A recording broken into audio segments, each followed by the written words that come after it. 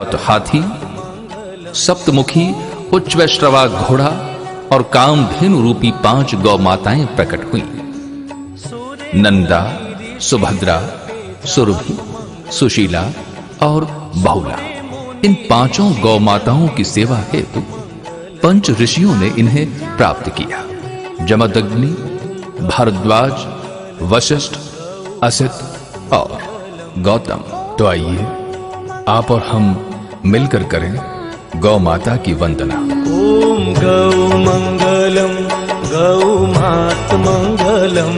ओम गौ मंगलम, गौ मात मंगलम। सूर्य मुनि ऋषि जपे जाप मंगलम। सूर्य ऋषि मुनि जपे जाप मंगलम। पावन जाप मंगलम।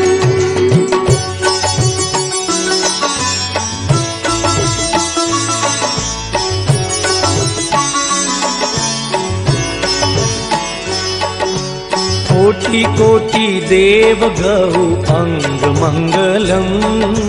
कोटि कोटि देव गौ अंग मंगलम। साजो गौ सेवा गौ संग मंगलम। साजो गौ सेवा गौ संग मंगलम। साचे मन से सेवो गौ भक्ति मंगलम। साचे मन से करो गौ भक्ति मंगलम। वचन सिद्ध होवे गौ शक्ति मंगलम। वचन सिद्ध होवे गौ शक्ति मंगलम।